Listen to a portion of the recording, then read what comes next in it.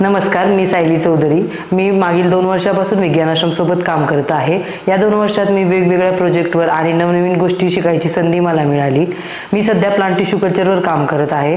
तुम्हाला माहिती आहे का, एखाद्या झाडाचा अगदी छोटासा भाग घेऊन त्यापासून हजारो नवीन व निरोगी रोपे तयार करता येतात. हे ऐकायला जरी आश्चर्यकारक वाटत असेल तरी हेच प्लांट टिश्यू कल्चरचे वैशिष्ट्य आहे. कारण प्रत्येक प्लांट सेलमध्ये संपूर्ण नवीन वनस्पती तयार करायची क्षमता असते. यालाच आपण टोटिपोटेन्सी असे म्हणतो.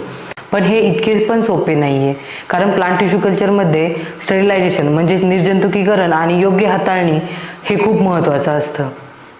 विज्ञान आश्रममध्ये बनाना आणि ॲग्लोनिमाचे प्लांट टिश्यू कल्चर आम्ही यशस्वीरित्या पूर्ण केलेले आहे. पण कल्चर बॉटलमध्ये तयार झालेले रोपे आपल्याला डायरेक्ट बाहेरच्या वातावरणात लावता येत नाही. त्यासाठी त्यांना हार्डनिंग प्रोसेसमधून जावं लागतं. या प्रक्रियेमध्ये कल्चर बॉटलमध्ये वाढणारी रोपे हळूहळू बाहेरील वातावरणाशी जुळून घेतात आणि पुढील वाढीसाठी तयार होतात. सध्या आम्ही मोरिंगा टिश्यू कल्चरवर काम करत आहे. मोरिंगा टिश्यू कल्चरमध्ये आम्हाला कॅलस आणि शूट तयार करण्यात यश मिळाले आहे आणि त्यावर पुढील काम चालू आहे. रिसर्च सोबत नॉलेज शेअरिंग हेही आमच्यासाठी तितकंच महत्त्वाचं आहे. यावर्षी आम्ही 4 स्टुडंटना प्लांट टिश्यू कल्चरचे हँड्स ऑन ट्रेनिंग दिले, ज्यामुळे त्यांना या तंत्रज्ञानाचा प्रत्यक्ष अनुभव घेता आला.